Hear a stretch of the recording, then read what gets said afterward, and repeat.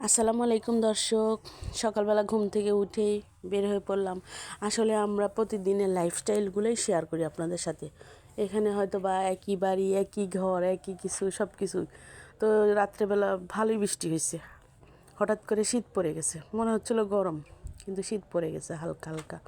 তো সকালে ঘুম থেকে উঠে এরকম আমার যে টমেটো জমি মানে ক্ষেতটা আছে, মানে ক্ষেত না, উঠানের মধ্যে কিছু টমেটো চারা লাগানো হয়েছিল। তো ওই টমেটো গাছগুলো দেখছিলাম যে এত সুন্দর পরিষ্কার হয়েছে। কয়দিন আগে ধুলা বালিতে ভরা ছিল, কিন্তু এখন একদম সজীব, পাতাগুলো কি সবুজ, মনে হয় গোসল করে দেওয়া হয়েছে টমেটো গাছগুলোকে। খুব ভালো লাগতেছিল, খুবই ভালো লাগতেছিল। তো এই যে আমাদের ছোট্ট ছোট্ট টমেটোগুলো আস্তে আস্তে বড় হয়ে যাচ্ছে, দেখতে খুব ভালো লাগতেছে। কাঁচা একটাও পাকেনি এখনও। এই যে 3টা পেঁপের চারা দেখতেছেন, এগুলো মাটিতে হয়েছিল। ওই যে যখন আর্তিকা মুসাবের নানা বুবু আসছিল, তখন তারা পেঁপে নিয়ে আসছিল। তো আমি একটা পেঁপের 4-5টা বিচি ছিল ছিটাই দিছিলাম, এরকম 5-6টা চারাই উঠছিল, কিন্তু গাছগুলো টিকতেছিল না।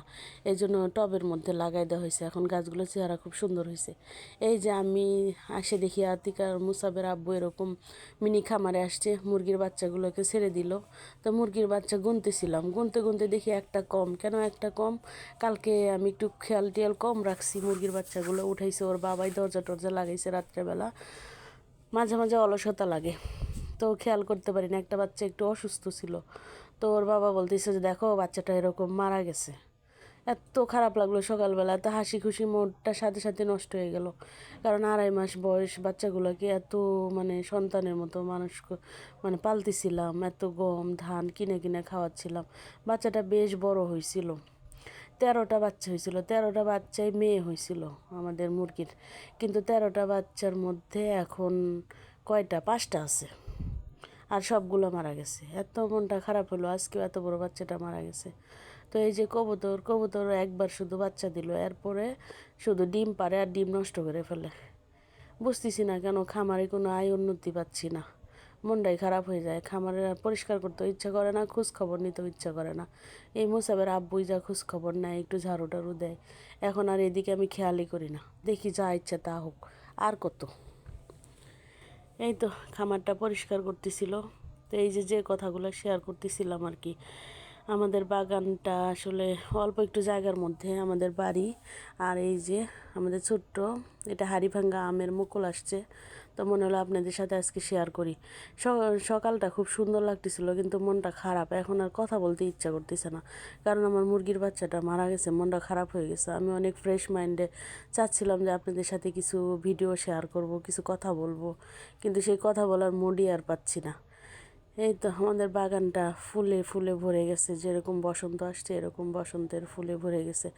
আমি যতবার উস্তা গাছ লাগাই সবগুলো মরে যায়। আজকে এবার এই উস্তা গাছগুলো নিজে নিজেই হয়েছে, তো আমি এনে এখানে একটু যত্ন করে কিছু নিমের ডাল দিয়ে দিছি, বড় হয়েছে। এই যে একটা উস্তা ধরছে, দেখে ভালোই লাগলো। এখন একটু মনটা একটু স্বাভাবিক লাগতেছে, একটু ভালো লাগতেছে যে আমাদের গাছে এরকম উস্তা ধরছে।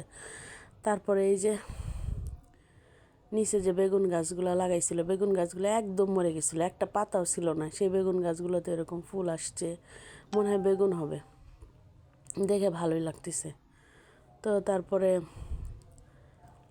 সবগুলো গাছই একদম প্রাণবন্ত হয়ে গেছে, একটু হালকা বৃষ্টি হতে কত সুন্দর হয়েছে। আর আমাদের যে জামরুল গাছটা ডালপালা কেটে দিছে, তারপরেও ফুল আসতেছে। এই যে আমাদের একটা কলার গাছ, একটা কলা হয়েছে, একটা ছড়া কলা হয়েছে, মনে হয় রমজান মাসে খাওয়া যাবে, পাকবে হয়তো বা। 2 মাস হয়ে গেছে, 3 মাস চলতেছে কলাটা। আর এই যে আমাদের সবগুলো আম গাছে মোটামুটি কম বেশি মুকুল আসছে, আর মুকুল একটা সুঘ্রাণ। বাগানে আসলে বাগান দেখতে দেখতে যে কখন সময় চলে যায়। আজকে ছুটি ছিল, এই জন্য মনে হলো যে একটু বাগানটা ঘুরে দেখি। কারণ বাগানে আসারও অনেক সময় টাইম পাই না, একদম বাসায় রান্না বান্না একদম টাইম সময়ের সাথে তাল মিলে মিলে চলতে হয়। এই তো আপনাদের সাথে কিছু কথা, কিছু শেয়ার করলাম। কি আর করা, ভালো লাগতেছিল না। মুরগির বাচ্চাটা ওইভাবে মারা যাচ্ছে, কয়টাতে টিকবে আল্লাহই ভালো জানে। আমার মেয়ে তো বলতেছে আম্মু একটাও টিকবে না।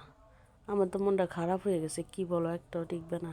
এত গম ধান খাওয়াইলাম, এত যত্ন করলাম, দেখা যাক, আল্লাহ রিজিকে রাখলে টিকবে ইনশাল্লাহ। এই তো ধন্যবাদ সবাইকে ভিডিওটি কষ্ট করে দেখার জন্য। আশা করি পরবর্তী ভিডিও দেখবেন। আসসালামু আলাইকুম।